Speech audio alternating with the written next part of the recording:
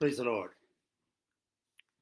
ഇന്നത്തെ ബൈബിൾ സ്റ്റഡിയിലേക്ക് നിങ്ങളെല്ലാവരെയും ക്രിസ്തുയേശുവിൻ്റെ നാമത്തിൽ സ്വാഗതം ചെയ്യുക. നമുക്ക് ഒരുമിച്ച് ഇന്നത്തെ രാത്രിയിലും കർത്താവിൻ്റെ വചനത്തിൽ നിന്ന് പഠിക്കാനായിട്ട് നമ്മളെ തന്നെ ദൈവകരങ്ങളിലേക്ക് താഴ്ത്തി കൊടുക്കാം. നമ്മൾ ഈ ദിവസങ്ങളിൽ പഠിച്ചുകൊണ്ടിരിക്കുന്നത് റോമർക്കെഴുതിയ ലേഖനത്തിൽ നിന്നാണ്. ഇന്ന് നമ്മൾ തുടങ്ങുന്നത് റോമർക്കെഴുതിയ ലേഖനം 5-ാം അധ്യായത്തിൻ്റെ 1 മുതലുള്ള വാക്യങ്ങളാണ്. ഈ അധ്യായത്തെക്കുറിച്ച് പറയുമ്പോൾ ഈ അധ്യായം ഈ കഴിഞ്ഞ 4 അധ്യായങ്ങളിൽ നിന്ന് വ്യത്യസ്തമാണ് ഈ 5-ാമത്തെ അധ്യായം. കാരണം ഈ അധ്യായത്തിൽ ഒരു പുതിയ ഗതിയിലേക്ക് ഒരു ട്വിസ്റ്റ് സംഭവിക്കുകയാണ് ഇവിടെ. ദൈവത്തിൻ്റെ ദാസൻ കഴിഞ്ഞ 4 അധ്യായങ്ങളിൽ 3 പ്രധാനപ്പെട്ട കാര്യങ്ങളാണ് നമ്മളെ പഠിപ്പിച്ചത്. ഒന്ന്, എല്ലാ മനുഷ്യരും ദൈവ സാന്നിധ്യം വിട്ട്, ദൈവകൃപ വിട്ട്, ദൈവത്തെ വിട്ട് പോയിരിക്കുന്നു. Every individual, every person has turned away from the presence of God, turned away from God by his own choice. സ്വന്തം താല്പര്യപ്രകാരം എല്ലാ മനുഷ്യരും ദൈവ സാന്നിധ്യത്തിൽ നിന്ന്, ദൈവത്തിൽ നിന്ന് മാറിപ്പോയിരിക്കുന്നു. രണ്ടാമത്, ദൈവത്തിൻ്റെ ദാസൻ പഠിപ്പിച്ചത് എന്തെന്ന് ചോദിച്ചു കഴിഞ്ഞാൽ, നമ്മൾ എത്രമാത്രം നമ്മുടെ സ്വയപ്രയത്നം കൊണ്ട് ദൈവത്തെ പ്രസാദിപ്പിക്കുവാൻ ശ്രമിച്ചാലും, മത സമ്പ്രദായങ്ങളിലൂടെ, ആചാരാനുഷ്ഠാനങ്ങളിലൂടെ നാം എത്രമാത്രം ദൈവത്തെ പ്രസാദിപ്പിക്കുവാൻ ശ്രമിച്ചാലും, all our human efforts and work through the religions turn out to be useless. അതായത് നാം ചെയ്യുന്ന സകല പ്രയത്നങ്ങളും, ദൈവത്തെ പ്രസാദിപ്പിക്കുവാനുള്ള നമ്മുടെ ഭാഗത്തു നിന്നുള്ള സകല പ്രയത്നങ്ങളും വൃഥാവിലാണെന്ന് ഈ കഴിഞ്ഞ 4 അധ്യായങ്ങൾ നമുക്ക് പഠിക്കുവാനായിട്ട് കഴിഞ്ഞു. മൂന്നാമത്, നമുക്കവിടെ മനസ്സിലാക്കുവാൻ കഴിഞ്ഞതെന്ന് ചോദിച്ചാൽ, മനുഷ്യരെല്ലാവരും ദൈവത്തിൽ നിന്ന് മാറിപ്പോയി.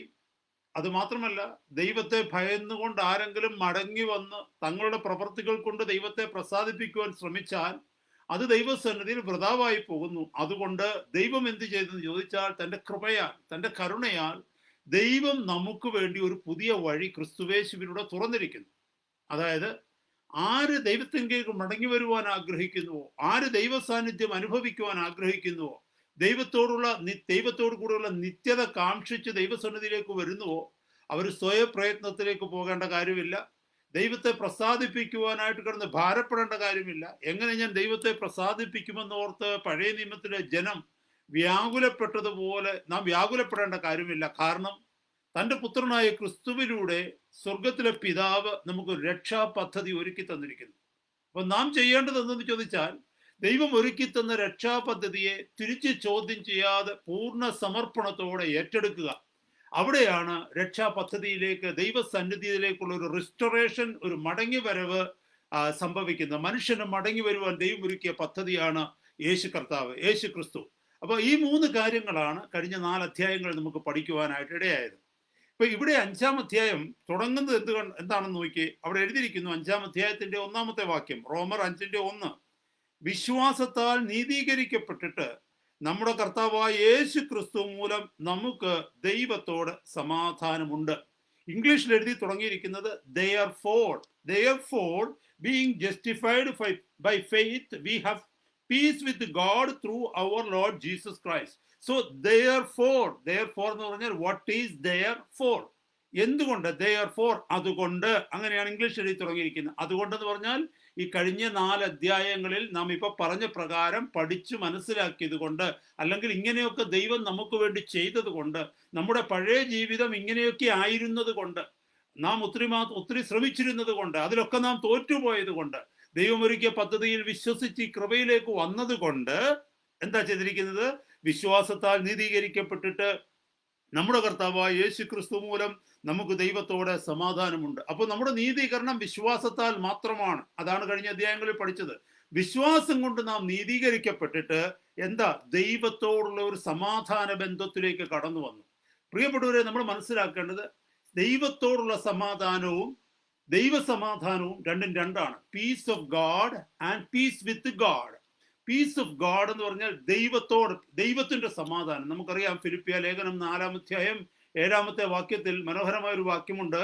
സകല ബുദ്ധിയെയും കവിയുന്ന ദൈവ സമാധാനം നിങ്ങളുടെ നിലവുകളെയും ഹൃദയങ്ങളെയും ക്രിസ്തുയേശുവിങ്കൽ കാക്കും. അവിടെ ദൈവ സമാധാനത്തെ കുറിച്ച് പറയുന്നുണ്ട്. ദൈവ സമാധാനം എന്ന് പറഞ്ഞാൽ തൻ്റെ പരിശുദ്ധാത്മാവിനാൽ നമ്മുടെ ഹൃദയത്തിന്റെ ഉള്ളിലേക്ക് തന്നിരിക്കുന്ന സ്വസ്ഥത. അതായത് എഫേസ്യ ലേഖനം 1-ാം അധ്യായത്തിന്റെ 14-ാമത്തെ വാക്യം, അതുപോലെ 2 കൊരിന്ത്യർ 1-ാം അധ്യായം 22-ാമത്തെ വാക്യമാണെന്ന് തോന്നുന്നു. അവിടെ എഴുതിയിട്ടുണ്ട്, ഒരുവൻ ക്രിസ്തുവിലേക്ക് വരുമ്പോൾ, രക്ഷിക്കപ്പെട്ട് കഴിയുമ്പോൾ എന്താ സംഭവിക്കുന്നത്? പരിശുദ്ധാത്മാവിനെ നമ്മുടെ ഹൃദയത്തിൽ അച്ചാരമായിട്ട്, ഒരു ഡൗൺ പേയ്മെന്റ് ആയിട്ട്, ഒരു ഏണസ്റ്റ് മണി ആയിട്ട് സ്വർഗത്തിലെ ദൈവം നമുക്ക് തന്നിരിക്കുക. പരിശുദ്ധാത്മാവിനാൽ നമ്മുടെ ഹൃദയത്തിലേക്ക് പരിശുദ്ധാത്മാവിനെ തന്ന് നമ്മളെ മുദ്ര ചെയ്യുക എന്ന് പറഞ്ഞാൽ നമ്മളെ വിലയ്ക്ക് വാങ്ങിയിരിക്കുന്നു. നമുക്കറിയാം, അതൊക്കെ നമ്മൾ എഫേസ്യ ലേഖനത്തിന്റെ പഠന സമയത്ത് അതൊക്കെ വളരെ അധികം എക്സ്പ്ലെയിൻ ചെയ്തതാണ്. നിങ്ങൾ ചിലരൊക്കെയെങ്കിലും അത് ഓർക്കുന്നുണ്ടാകുമെന്ന് ഞാൻ കരുതുന്നു. അതിന്റെ അർത്ഥം എന്തെന്ന് ചോദിച്ചാൽ, ക്രിസ്തുവിലൂടെ നമ്മളെ ദൈവ മക്കളാക്കി ദൈവം തീർത്തപ്പോൾ എന്താ ചെയ്തത്?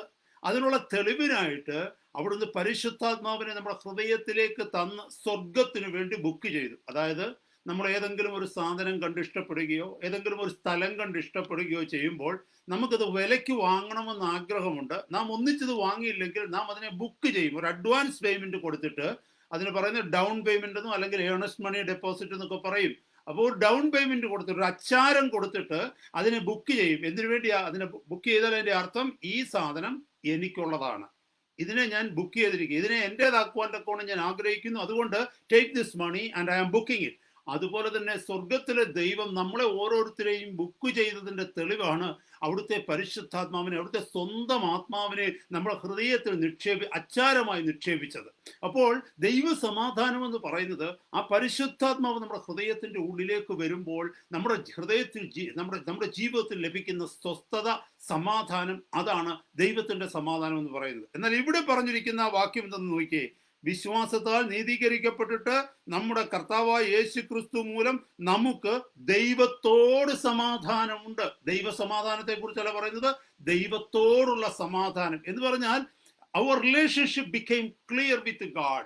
ദൈവവുമായിട്ട്, ദൈവത്തിന്റെ വചനം പരിശോധിച്ചാൽ മനസ്സിലാകും, we were enemies of God. നമ്മൾ ദൈവത്തിന്റെ ശത്രുക്കളായിരുന്നു എന്നുള്ളത് ദൈവവചനത്തിൽ വളരെ വ്യക്തമായിട്ട് നമുക്ക് മനസ്സിലാക്കുവാനായിട്ട് കഴിയും. കാരണം അവിടെ താഴേക്ക് വാക്യങ്ങളൊന്ന് വായിച്ചു വരുമ്പോൾ ഈ 5:10 നോക്കി, 5-ാം അധ്യായം 10-ാം വാക്യത്തിൽ ഇങ്ങനെ എഴുതിയിരിക്കുന്നു, ശത്രുക്കളായിരിക്കുമ്പോൾ തന്നെ നമുക്ക് അവന്റെ പുത്രന്റെ മരണത്താൽ ദൈവത്തോടുള്ള നിരപ്പ് വന്ന് എങ്കിൽ നിരന്ന ശേഷം നാം അവന്റെ ജീവനാൽ എത്രയധികമായി രക്ഷിക്കപ്പെടും. അവിടെ എഴുതിയിരിക്കുന്ന ആ എക്സ്പ്രഷൻ നോക്കിയ ആ പദപ്രയോഗം നോക്കിയേ, ശത്രുക്കളായിരിക്കുമ്പോൾ തന്നെ നമുക്ക് എന്ന് പറഞ്ഞാൽ നാം ദൈവത്തിന്റെ ശത്രുക്കളായിരുന്ന ഒരു കാലഘട്ടം നമ്മുടെ ജീവിതത്തിൽ ഉണ്ടായിരുന്നു.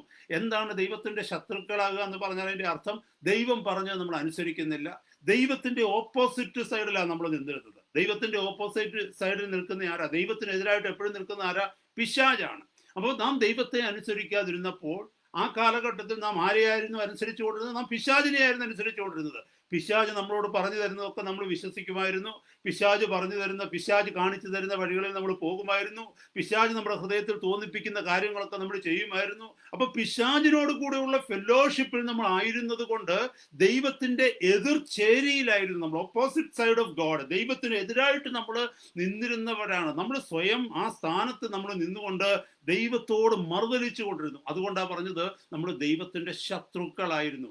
ദൈവത്തിന്റെ ശത്രുക്കളായിരുന്ന നമുക്ക് ക്രിസ്തു യേശു മൂലം ദൈവത്തോട് സമാധാനം ഇപ്പോൾ വന്നു എന്ന് പറഞ്ഞാൽ നമ്മൾ ദൈവത്തോടു കൂടെ ആയിത്തീർന്നു. ദൈവത്തിന്റെ വശത്തേക്ക് നമ്മളായി. ഇപ്പുറത്തെ വശത്ത് നിന്ന്, പിശാചിന്റെ വശത്ത് നിന്നിരുന്ന നമ്മളെ ക്രിസ്തു യേശുവിലൂടെ ദൈവം തൻ്റെ സ്വന്തം പക്ഷത്തിലാക്കി തീർത്തു എന്നാണ് നമുക്ക് അവിടെ മനസ്സിലാക്കുവാനായിട്ട് കഴിയുന്നത്. നമുക്കറിയാം, എഫേസ്യ ലേഖനം 5-ാം അധ്യായത്തിന്റെ 8-ാമത്തെ വാക്യമാണെന്ന് തോന്നുന്നു. അവിടെ പറയുന്നു, മുമ്പേ നിങ്ങൾ ഇരുളായിരുന്നു, യു വെർ ഡാർക്ക്നെസ് വൺസ്.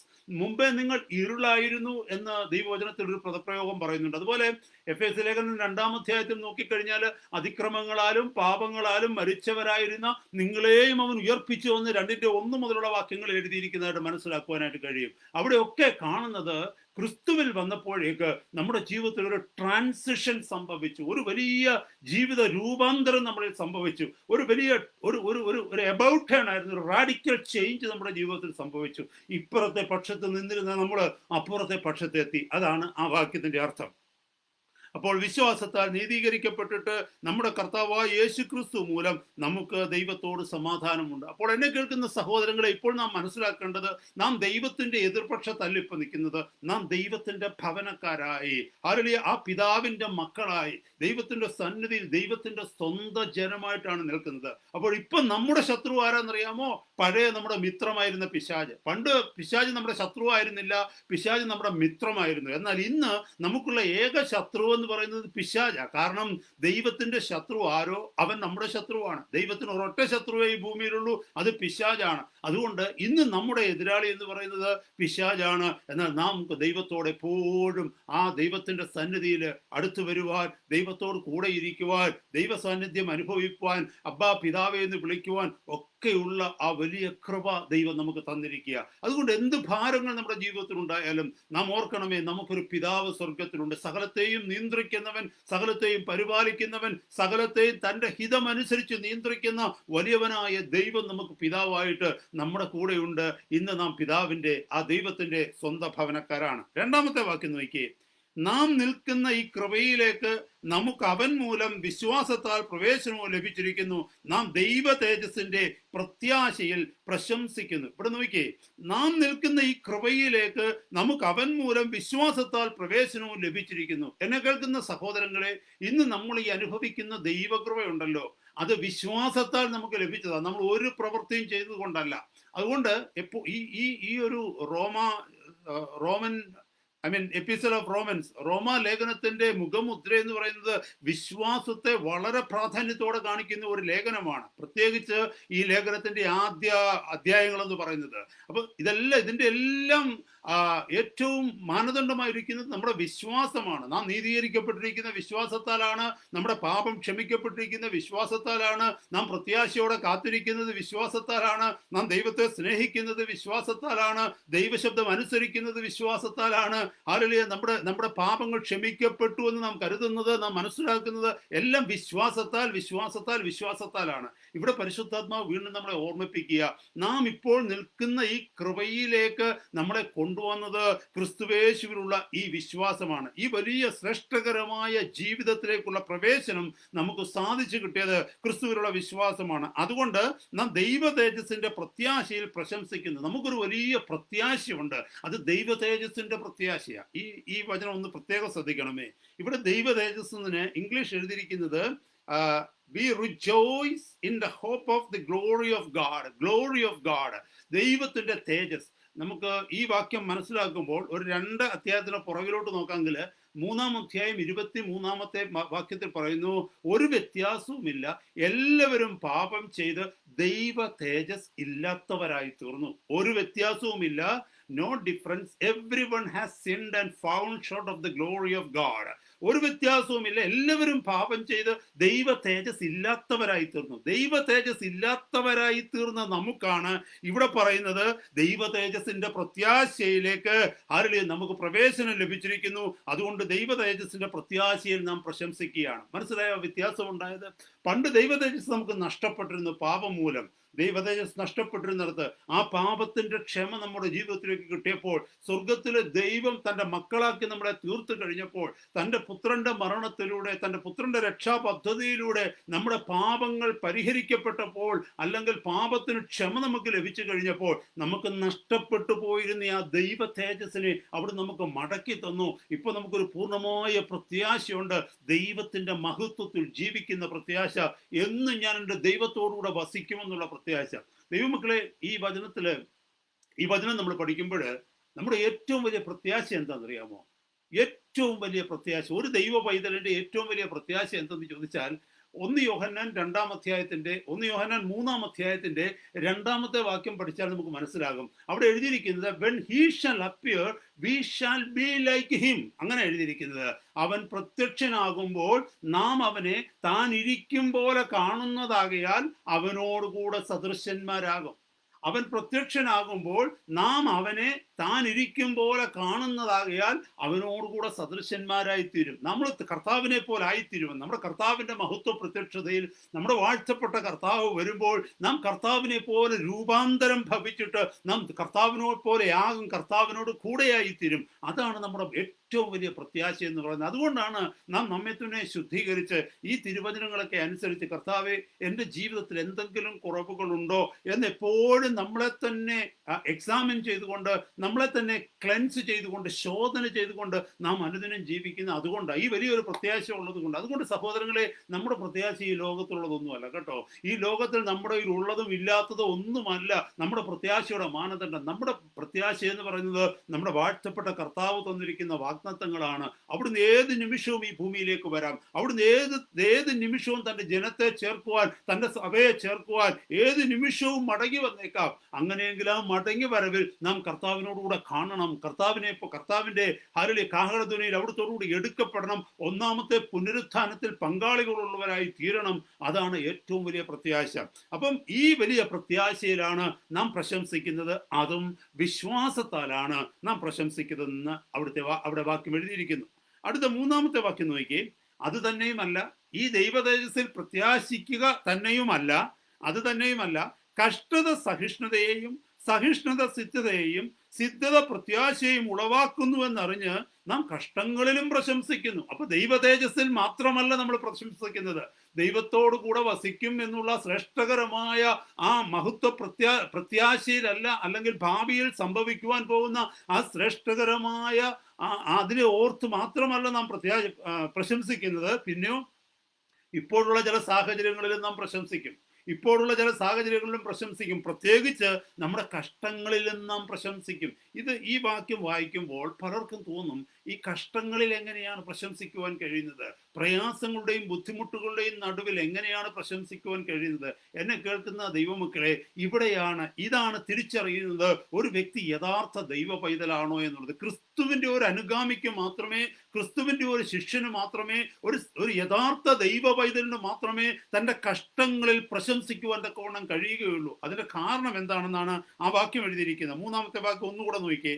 അത് തന്നെയല്ല, കഷ്ടത സഹിഷ്ണുതയെയും സഹിഷ്ണുത സിദ്ധതയെയും സിദ്ധത പ്രത്യാശയെയും ഉളവാക്കുന്നുവെന്നറിഞ്ഞ് നാം കഷ്ടങ്ങളിലും പ്രശംസിക്കുന്നു. അപ്പൊ കഷ്ടങ്ങളിലൂടെ ഒരു വ്യക്തി കടന്നു പോകുമ്പോൾ, കഷ്ടങ്ങളിലൂടെ കടന്നു പോകുവാൻ ഒരു വ്യക്തിയെ ദൈവം അനുവദിക്കുമ്പോൾ, അത് ഏത് സാഹചര്യത്തിലുള്ള കഷ്ടങ്ങളുമായിക്കൊള്ളട്ടെ, ഏത് സാഹചര്യത്തിലുള്ള പ്രയാസങ്ങളുമായിക്കൊള്ളട്ടെ, ശാരീരികമായ ബുദ്ധിമുട്ടുകളാകാം, അല്ലെങ്കിൽ പീഡനങ്ങളാകാം, പെർസിക്യൂഷൻസ് ആകാം, അല്ലെങ്കിൽ മറ്റുള്ളവർ നമ്മളെ ഹ്യൂമിലിയേറ്റ് ചെയ്യുന്ന രീതിയിൽ, നമ്മളെ ഒറ്റപ്പെടുത്തുന്ന രീതിയിൽ വേദനകളുടെ തിക്താനുഭവങ്ങളിലൂടെ കടന്നു പോയേക്കാം. ചിലർ നമ്മളെ തെറ്റിദ്ധരിച്ചേക്കാം. ചില വലിയ സാമ്പത്തികമായ ബുദ്ധിമുട്ടുകളുടെ മധ്യത്തിലൂടെ കടന്നുപോയേക്കാം. അല്ലെങ്കിൽ കർത്താവിന്റെ നാമം നിമിത്തം നമ്മളെ മറ്റുള്ളവർ വിടക്കെന്നെണ്ണിയെന്നേക്കാം. അത് ഏത് സാഹചര്യങ്ങളിലും ആയിക്കൊള്ളട്ടെ, ഒരു യഥാർത്ഥ പൈതലിനെ ചില കഷ്ടങ്ങളുടെ നടുവിലൂടെ ദൈവം അനുവദിച്ച് വിടുമ്പോൾ അവിടെ കഷ്ടങ്ങൾ എന്താണ് നമ്മുടെ ജീവിതത്തിൽ ചെയ്യുന്നതെന്നാണ്. കഷ്ടത സഹിഷ്ണുതയുണ്ടാക്കും. എന്ന് പറഞ്ഞാൽ ഇംഗ്ലീഷ് എഴുതിയിരിക്കുന്നത് ട്രിബുലേഷൻ ലീഡ്സ് ടു പേഷ്യൻസ് അല്ലെങ്കിൽ പെർസിവറൻസ് എന്നാ പറയുന്നത്.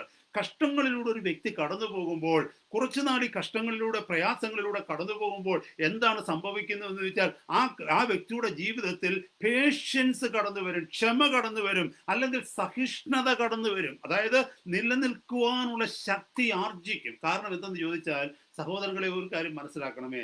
ചില പ്രത്യേക സാഹചര്യങ്ങളിലൂടെ നാം കടന്നു പോകുമ്പോൾ നമുക്കൊന്നും ചെയ്യാൻ പറ്റത്തില്ല. നമുക്ക് ഓടപ്പോകാൻ പറ്റത്തില്ല, അവോയ്ഡ് ചെയ്യാൻ പറ്റത്തില്ല, കണ്ണടച്ചതിനെ കണ്ടില്ലെന്ന് നടിക്കാൻ പറ്റത്തില്ല. ചില വിഷമഘട്ടങ്ങളിലൂടെ, പ്രയാസങ്ങളിലൂടെ കടന്നു പോകുമ്പോൾ നമുക്ക് ഒന്നും ചെയ്യാൻ പറ്റത്തില്ല. We are just put in a box. ഒരു ബോക്സിനകത്ത് നമ്മൾ ആയിപ്പോയതുപോലെയാകും. പിന്നെ നമുക്ക് ചെയ്യാൻ പറ്റുന്ന ഒന്നേ ഉള്ളൂ, അവിടെ താണിരിക്കാൻ മാത്രമേ പറ്റൂ. മനസ്സിലാക്കണം, അവിടെ താണിരിക്കുവാൻ മാത്രമേ പറ്റൂ. ആ സാഹചര്യങ്ങൾക്ക് കീഴടങ്ങിയിരിക്കാൻ മാത്രമേ പറ്റൂ. ലോകത്തിൽ ഒരു മനുഷ്യർക്കും നമ്മളെ സഹായിക്കാൻ പറ്റത്തില്ല. അഥവാ മനുഷ്യർ സഹായിച്ചാൽ പോലും അതിനൊരു പരിധിയുണ്ട്. അവരുടെ ആ സഹായം കൊണ്ട് നമുക്ക് വലിയ വ്യത്യാസങ്ങളൊന്നും നമ്മുടെ ജീവിതത്തിൽ ഉണ്ടാകത്തില്ല. എന്നാൽ ചില സന്ദർഭങ്ങളുണ്ട് മനുഷ്യർക്ക് സഹായിക്കുവാനും കഴിയാത്ത ചില സന്ദർഭങ്ങളുണ്ട് ചില വ്യക്തികളുടെ ജീവിതത്തിലേക്കൊക്കെ ജീവിതത്തിൽ കടന്നു പോകാൻ. അപ്പോൾ ആ കഷ്ടതയുടെ നടുവിലൂടെ നാം കടന്നു പോകുമ്പോൾ എന്താ സംഭവിക്കുന്നത്? ആ കഷ്ടത നമ്മളിലേക്ക് സഹിഷ്ണുതയെ കൊണ്ടുവരും. എന്ന് പറഞ്ഞാൽ സഹിക്കുവാനുള്ള കൃപ നമുക്ക് ലഭിക്കും. Price the Lord. അതിന്റെ ഉദാഹരണം പറഞ്ഞു കഴിഞ്ഞാൽ എന്താണെന്നറിയാമോ? ഈ പറഞ്ഞിരിക്കുന്ന കഷ്ടത സഹിഷ്ണുതയെയും സഹിഷ്ണുത സിദ്ധതയെയും സിദ്ധത പ്രത്യാശയും ഉളവാക്കുന്നു എന്നുള്ള ഈ വാക്യത്തിന് ഒരു ഉദാഹരണം പറഞ്ഞു കഴിഞ്ഞാൽ എന്താണെന്ന് ചോദിച്ചാൽ, ഈ മിലിറ്ററി ക്യാമ്പുകളിലേക്ക് അല്ലെങ്കിൽ മിലിറ്ററി ട്രെയിനിങ്ങിന് വേണ്ടി പിന്നെ റിക്രൂട്ട് ചെയ്യപ്പെട്ട ഒരു ന്യൂ റിക്രൂട്ടിനെ കുറിച്ച് ചിന്തിച്ചാൽ മതി. ഒരു ചെറുപ്പക്കാരനെ ഈ ലോകത്തിൽ ഇങ്ങനെ ഇഷ്ടമുള്ളത് കഴിച്ച് ഇഷ്ടമുള്ള രീതി ജീവിച്ച് തോന്നുന്ന സമയത്ത് എഴുന്നേറ്റ് തോന്നുന്ന സമയത്ത് കിടന്നുറങ്ങി അങ്ങനെ വീട്ടിലെ അപ്പനും അമ്മയും കൊടുക്കുന്ന ആഹാരമൊക്കെ തിന്ന് വളരെ ഫ്രീ ആയിട്ട് ജീവിച്ചു കൊണ്ടിരുന്ന ഒരു ചെറുപ്പക്കാരൻ, ഒരു ടീനേജർ പെട്ടെന്ന് മിലിറ്ററിയിൽ ജോയിൻ ചെയ്യാതിരിക്കുമോ? മിലിറ്ററി ക്യാമ്പിലേക്ക് ജോയിൻ ചെയ്ത് കഴിഞ്ഞാൽ എന്താ സംഭവിക്കുന്നതെന്ന് അറിയാമോ? ഒരുപക്ഷെ വെളുപ്പിനെ 3 മണിക്ക് എഴുന്നേക്കേണ്ടി വരും. അദ്ദേഹം ഈ ചെറുപ്പക്കാരന്റെ ജീവിതത്തിൽ വെളുപ്പിനെ 3 മണി എന്താന്ന് കണ്ടിട്ട് പോലും ഇല്ല. ചിലപ്പോൾ 8 മണിക്ക് 10 മണിക്ക് എണീറ്റുന്ന ആളാ. പക്ഷെ ഇപ്പോഴെന്താ പറ്റിയിരിക്കുന്നത്? അവന്റെ സാഹചര്യത്തിൽ അവൻ വെളുപ്പിനെ 3 മണിക്ക് എണീക്കേണ്ടി വരും. മിലിറ്ററിയുടെ ഓർഡിനൻസ് അനുസരിച്ച് ഒരുപക്ഷെ ഓടാൻ പോകേണ്ടി വരും, അല്ലെങ്കിൽ എക്സസൈസ് ചെയ്യേണ്ടി വരും, അല്ലെങ്കിൽ മറ്റെന്തെങ്കിലുമൊക്കെ കാര്യങ്ങൾ ചെയ്യേണ്ടി വരും. പക്ഷെ ഇതൊന്നും ആ വ്യക്തിയെ സംബന്ധിച്ചിടത്തോളം സുഖകരമല്ല. ഒന്ന് ഓർത്ത് നോക്കി, ആ തുടക്കത്തിൽ, ആ ട്രെയിനിങ്ങിന്റെ തുടക്കത്തിൽ ഭയങ്കര പ്രയാസമാണ്, ഭയങ്കര ബുദ്ധിമുട്ടാണ്. രാവിലെ എണീറ്റ് ഓടുക എന്നൊക്കെ പറഞ്ഞു കഴിഞ്ഞാൽ ബോഡിയേക്ക് ശരീരത്തിന്റെ വേദന ഉണ്ടാകും, കാലിന്റെ മസിൽ പിടിക്കും. അതുമല്ല, ഒരു ദിവസം 2 ദിവസം കഴിഞ്ഞ് 3-ാമത്തെ ദിവസം എഴുന്നേക്കാൻ തോന്നത്തില്ല. കാരണം ശരീരത്തിനൊക്കെ വിറയലാകും, ചിലപ്പോൾ പനി കയറി പിടിച്ചെന്നിരിക്കും. പക്ഷെ നത്തിങ് ഡൂയിങ്, ഒന്നും പറ്റത്തില്ല, പോയേ പറ്റൂ. അത് ട്രെയിനിങ് ആണ്. അപ്പൊ എങ്ങനെ പറ്റുമെന്ന് അറിയാമോ? അതിനകത്ത് നിന്ന് രക്ഷപ്പെടാൻ ഒരു മാർഗവും ഇല്ലാത്തത് കൊണ്ട് അതിനകത്ത് അങ്ങ് ആയിത്തീരും. അതിന്റെ പരിണിത ഫലം, അതിന്റെ റിസൾട്ട് എന്താന്ന് ചോദിച്ചാൽ, 1 മാസം അല്ലെ 2 മാസം കഴിയുമ്പോൾ ആ വ്യക്തിയുടെ സ്വഭാവം അതുമായിട്ട് താരതമ്യം പ്രാപിച്ചു പോകും. അതുമായിട്ട് ചേർന്ന് it comes in line with the things which he is going through now. ഇപ്പോൾ കടന്നു പോകുന്ന അവസ്ഥയിലേക്ക് ആ വ്യക്തിയായിട്ട് അതിൽ നിന്ന് പേഷ്യൻസ് പഠിക്കും, ക്ഷമ പഠിക്കും, സഹിഷ്ണുത പഠിക്കും. എന്താ പറയുന്നത്, ആ പൊട്ടിത്തെറിയൊക്കെ അങ്ങ് മാറും. പെട്ടെന്ന് എന്ത് കണ്ടാലും റിബലാകുന്ന, അല്ലെങ്കിൽ ചോദ്യം ചെയ്യുന്ന, അല്ലെങ്കിൽ മറുതലിക്കുന്ന ആ സ്വഭാവം മാറിയിട്ട് അതിനകത്തേക്ക് ഒതുങ്ങിത്തീരും. കാരണം പൂർണ്ണമായി അതിനൊരു കീഴ്പ്പെടൽ ഉണ്ടാകും. നമ്മുടെയൊക്കെ ജീവിതത്തിൽ നോക്കിയേ, 119 സങ്കീർത്തനത്തിന്റെ 71-ാമത്തെ വാക്യമാണെന്ന് തോന്നുന്നു. അവിടെ പറയുന്നുണ്ട്, നിന്റെ ചട്ടങ്ങൾ പഠിപ്പാൻ തക്കവണ്ണം ഞാൻ കഷ്ടതയിലായത് എനിക്ക് ഉപകാരമായി എന്നൊരു വാക്യം പറയുന്നുണ്ട്. അതിനൊരു 2-3 വാക്യങ്ങൾക്ക് മുകളില് ഒരു വാക്യമുണ്ട്. അവിടെ പറയുന്നത്, കഷ്ടത്തിലാകുന്നതിന് മുമ്പേ ഞാൻ തെറ്റിപ്പോയിരുന്നു, ഇപ്പോഴോ ഞാൻ നിന്റെ വചനങ്ങളെ അനുസരിക്കുന്നു എന്നൊരു വാക്യമുണ്ട്. അപ്പോൾ ഈ കഷ്ടതയിലാകുന്നതിന് മുമ്പ് ഞാൻ തെറ്റിപ്പോയിരുന്നു എന്ന് പറഞ്ഞാൽ, ഈ സാഹചര്യങ്ങളിലൂടെ കടന്നു പോകുന്നതിന് മുമ്പ് ഞാൻ ഒരു റിബലായിരുന്നു. എനിക്ക് എൻ്റെതായ രീതികളുണ്ടായിരുന്നു, എൻ്റെതായ ഇഷ്ടങ്ങളുണ്ടായിരുന്നു. ഞാൻ ആർക്കും മെരുങ്ങിക്കൊടുക്കുന്ന വ്യക്തിയായിരുന്നില്ല. ഞാൻ എൻ്റെ വഴികളിൽ എൻ്റെ സ്വാർത്ഥതയിൽ ജീവിച്ചിരുന്ന വ്യക്തിയായിരുന്നു. എന്നാൽ ചില സാഹചര്യങ്ങളിലൂടെ ദൈവം എന്നെ കടത്തിവിട്ടപ്പോൾ എൻ്റെ ആ അരഗൻസ്, എൻ്റെ ആ പ്രൈഡ്, എൻ്റെ ആ അഹന്ത, എൻ്റെ ആ ഹുങ്ക് അതെല്ലാം മാറിയിട്ട് ഞാൻ സഹിഷ്ണുത എന്താണെന്ന് പഠിച്ചു, ഞാൻ ക്ഷമ എന്താണെന്ന് പഠിച്ചു, ഞാൻ പേഴ്സിവറൻസ് എന്താണെന്ന് പഠിച്ചു, ഞാൻ പേഷ്യൻസ് എന്താണെന്ന് പഠിച്ചു. അപ്പോൾ ഒരു ദൈവപൈതലെ, അവിടെയാണ് നാം കഷ്ടങ്ങൾ ഓർത്ത് കർത്താവിനെ മഹത്വപ്പെടുത്തുന്നത്. അതുകൊണ്ടാണ് ആ സങ്കീർത്തനക്കാരൻ പാടിയത്. ഞാൻ ആ വാക്യം ഒന്ന് എടുക്കട്ടെ, പെട്ടെന്ന് എൻ്റെ ഓർമ്മയിൽ വന്നതുകൊണ്ട് ഞാൻ ആ വാക്യം നിങ്ങളെ ഒന്ന് ഓർമ്മിപ്പിക്കാനായിട്ട് ആഗ്രഹിക്കുന്നു. 119-ാം സങ്കീർത്തനത്തിലാണ് ആ വാക്യം എഴുതിയിരിക്കുന്നത്. ആരെങ്കിലും ഭാരങ്ങളിലൂടെയും പ്രയാസങ്ങളിലൂടെയും കടന്നു പോകുന്നെങ്കിൽ ഈ വാക്യം നിങ്ങളെ ബലപ്പെടുത്തിട്ട് ദൈവമക്കളെ. 119-ാം സങ്കീർത്തനത്തിന്റെ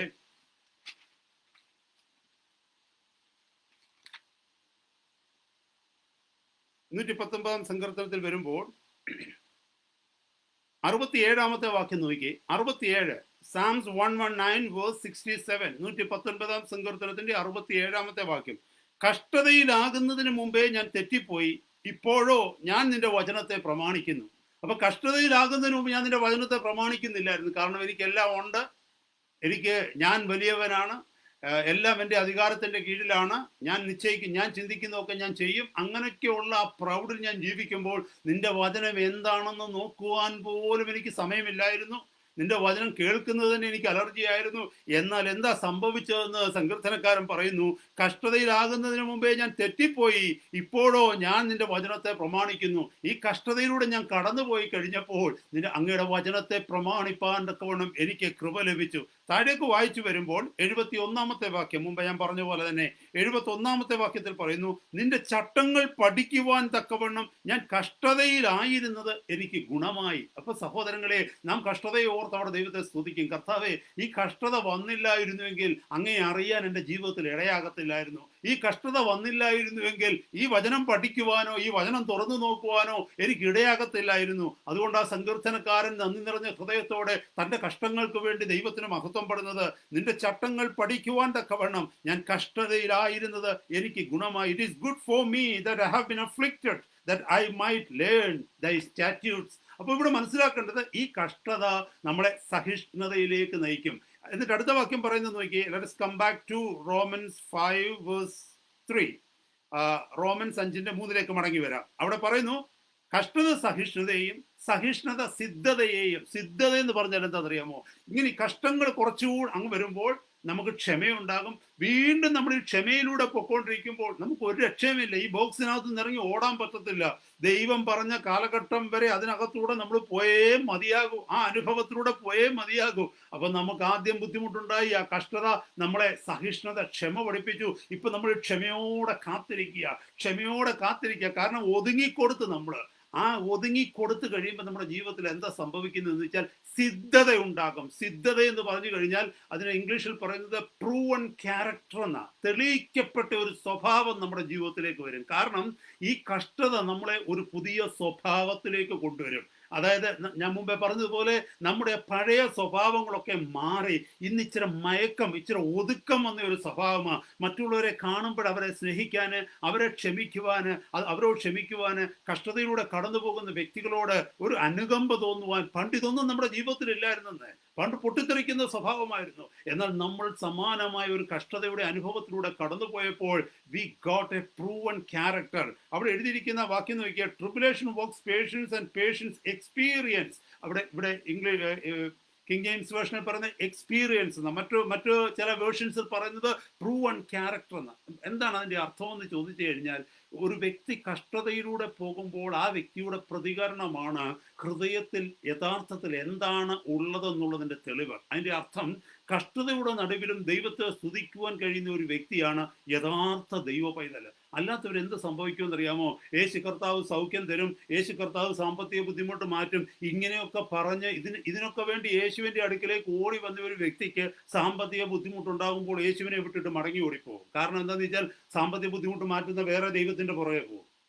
എന്നെ കേൾക്കുന്ന ദൈവമക്കളെ, ഒരു യഥാർത്ഥ ദൈവ പൈതൽ, ക്രിസ്തുവിനെ ഹൃദയത്തിൽ, യേശുവിനെ ഹൃദയത്തിൽ കണ്ട ഒരു ദൈവ പൈതൽ, യേശുവിൻ്റെ മഹത്വം ഹൃദയത്തിൽ ദർശിച്ച ഒരു ദൈവ പൈതൽ ഏത് കഷ്ടതയുടെ നടുവിലും കർത്താവിന് വേണ്ടി നിൽക്കും. നമ്മുടെ ഈ മിഷണറിമാരുടെയൊക്കെ ജീവിതം നോക്കി, അവരെ മരണമുഖത്തിന് മുമ്പിലും അല്ലെങ്കിൽ അവരെ തീ വെച്ച് കൊല്ലുവാൻ തക്കവണ്ണം അവരെ സ്ട്രിപ്പ് ഓഫ് ചെയ്തിട്ട് നഗ്നരാക്കിയിട്ട് വലിയ കച്ചിത്തുറു കെട്ടിട്ട് അതിലോട് ചേർത്ത് വെച്ചിട്ട് അവരെ തീ കത്തിക്കുന്ന സമയത്തും അവർ തങ്ങളുടെ വിശ്വാസത്തെ വിട്ടുപറഞ്ഞില്ല. കാരണം എന്നാണെന്നറിയാമോ? അവർക്കറിയാം, ഈ നിമിഷം ഞാൻ മരിക്കുമ്പോൾ ഞങ്ങൾ കർത്താവിനോട് കൂടെയാകും. അതാ നമുക്കറിയാം, സ്തെഫാനോസിനെ കല്ലെറിയുന്ന സമയത്ത് അപ്പോസ്തലപ്രവൃത്തി 7-ാം അധ്യായത്തിൽ നമുക്ക് മനസ്സിലാക്കുവാനായിട്ട് കഴിയും. സ്തെഫാനോസിനെ കല്ലെറിയുന്ന സമയത്ത് ലോകം ഒന്നും കാണാത്ത, അല്ലെങ്കിൽ കല്ലെറിഞ്ഞുകൊണ്ട് നിന്നവർ കാണാത്ത, അവിടെ നിന്ന മത പുരോഹിതന്മാർ കാണാത്ത, ശാസ്ത്രിമാർ കാണാത്ത, അവരാരും കാണാത്ത ഒരു കാഴ്ച കല്ലേറ് കൊണ്ട് മരിക്കുവാൻ തുടങ്ങിയ സ്തെഫാനോസ് കണ്ടു. എന്താ കണ്ടതെന്നറിയാമോ? അവൻ സ്വർഗം തുറന്നിരിക്കുന്നതും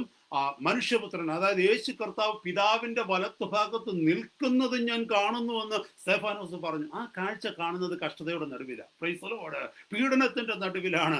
അതിൽ എല്ലാവരും തള്ളിക്കളയുമ്പോഴാണ് സ്വർഗം തുറന്നിരിക്കുന്ന കാഴ്ച നമ്മൾ കാണുന്നത്. ദൈവമക്കളെ, അതിൽ ഇവിടെ മനസ്സിലാക്കിയ ഒരു പ്രൂവൺ ക്യാരക്ടറിലേക്ക്, മാറിപ്പോകാത്ത ഒരു സ്വഭാവത്തിലേക്ക് ഈ കഷ്ടത നമ്മളെ കൊണ്ടുവരും. കാരണം ഈ കഷ്ടതയിലൂടെ, അതായത് തീയിൽ നമ്മൾ കുരുക്കപ്പെടുക, തീയിലൂടെ വളരുന്ന ഒരു അനുഭവത്തിലൂടെ, തീ തീയിലൂടെ വളരുന്ന ഒരു വ്യക്തിക്ക് ചൂടടിച്ചാൽ പിന്നെ ഒരു കുഴപ്പവും പറ്റത്തില്ല. എത്ര വലിയ ചൂട് വന്നാലും ആ വ്യക്തി പറയും ഞാൻ തീക്കകത്തൂടെ വളർന്നു വന്നവനാണെന്ന്. അതാ പ്രൂവൺ ക്യാരക്ടർ എന്ന് പറഞ്ഞാൽ നമ്മുടെ സ്വഭാവത്തെ അങ്ങനെ ആക്കിയെടുക്കും. Price the Lord. ആ വാക്യം നോക്കിയേ, it brings to us into a proven character. എന്നിട്ട് സിദ്ധത പ്രത്യാശയെയും ഉളവാക്കുന്നു. അപ്പൊ നമ്മൾ ഈ അനുഭവത്തിലൂടെ പോകുമ്പോൾ തുടങ്ങിയത് എങ്ങനെയാ? കഷ്ടത്തിലൂടെ തുടങ്ങി, നമ്മുടെ സ്വഭാവത്തിന് ചില മാറ്റങ്ങൾ വന്നു, ക്ഷമ വന്നു, യഥാർത്ഥ സ്വഭാവം നമ്മൾ വെളിപ്പെട്ട് കഴിഞ്ഞപ്പോൾ നമ്മൾ പിന്നെ പ്രത്യാശിക്കുന്നത് ഒരു പുതിയ പ്രത്യാശയ്ക്ക് വേണ്ടിയാണ്. മടങ്ങി പഴയ ജീവിതത്തിലേക്ക് പോകാൻ അങ്ങനെയുള്ളവർക്ക് ഒരിക്കലും കഴിയത്തില്ല.